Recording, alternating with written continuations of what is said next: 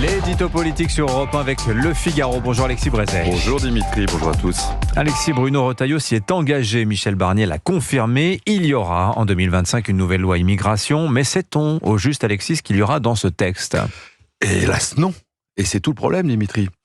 Bruno Retailleau a une idée très claire sur la question. Alors certes, il n'est pas naïf, il sait bien qu'on ne fera pas la réforme profonde dont la France a besoin, parce que pour cela, il faudrait réviser la Constitution, et aujourd'hui, avec l'Assemblée qu'on a, c'est évidemment pas possible. En revanche, il souhaite, et ça c'est juridiquement faisable, il souhaite rétablir un certain nombre de dispositions qui figuraient dans la loi de 2023, et qui, vous vous en souvenez, ont été retoquées par le Conseil constitutionnel, saisi à dessein par Emmanuel Macron. Parmi ces dispositions, il y a le durcissement du regroupement familial, la restauration du délit de séjour irrégulier, la restriction des prestations sociales aux étrangers, l'instauration de quotas migratoires ou la transformation de l'AME en aide médicale d'urgence. Des mesures certes insuffisantes, mais qui sont tout de même un pas dans la bonne direction. Le problème, c'est que ce pas, Michel Barnier ne dit pas aujourd'hui qu'il est prêt à l'accomplir. Il ne dit pas oui, mais il ne dit pas non. Il tergiverse, il noie le poisson. Chaque fois qu'on l'interroge, il répond « Oui, on va transposer en droit interne le fameux pacte asile et immigration, qui avait été voté il y a quelques mois à Bruxelles. » Mais c'est pas du tout le sujet. Même si le pacte a été modifié à la marge pour dégager quelques moyens afin d'améliorer peut-être la protection des frontières extérieures, il reste aux yeux de beaucoup, au RN par exemple, pour qui c'est un chiffon rouge, mais aussi chez les LR, comme le symbole même de la cécité européenne face aux défis migratoires. C'est pas en disant qu'on va l'appliquer chez nous qu'on rassurera les Français. Comment vous expliquez, Alexis, cette frilosité de Michel Barnier ? En 2021, on se souvient, quand il était candidat à la primaire de la droite, il était partisan d'un moratoire sur l'immigration. C'est une mesure très ferme. Que s'est-il passé entre-temps ?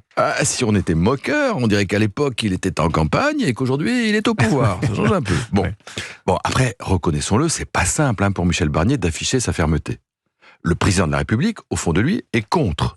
Il a publiquement contredit Bruno Retailleau après que celui-ci a déclaré que l'immigration n'était pas une chance. Un certain nombre de ministres sont contre. Geneviève Darrieussecq, la ministre de la Santé, a déjà fait savoir qu'elle n'accepterait pas qu'on supprime l'AME. D'autres suivront.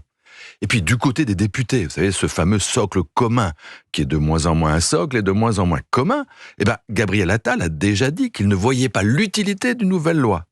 En 2023, rappelez-vous, une trentaine de députés macronistes avaient voté contre le projet Darmanin. Et c'est sûr, ça ne va pas s'arranger.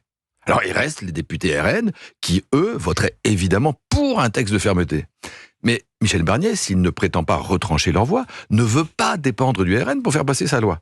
Et dans ces conditions, ça va être compliqué. Vous voulez dire que Michel Barnier pourrait présenter un texte aseptisé dans le but de recueillir le soutien des macronistes ? La tentation est là, c'est clair. Et sans parler du fond, il me semble que ce serait une erreur politique grave.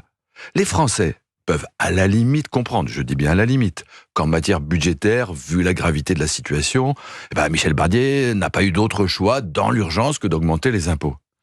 Mais il ne comprendrait pas que sa main tremble en matière d'immigration. Parce que si le barnierisme, c'est à la fois plus d'impôts et plus d'immigrés, il ne va pas rester beaucoup de barnieristes dans le pays ni à l'Assemblée. Et puis en plus, il lui faudrait gérer le cas de Bruno Retailleau, qui, s'il est désavoué, s'est trop engagé pour ne pas démissionner. Tout perdre, tout, pour ne pas mécontenter Gabriel Attal et Emmanuel Macron, avouez que ce serait un peu cher payé. L'édito politique sur Europe 1. Merci Alexis Brézet. La une du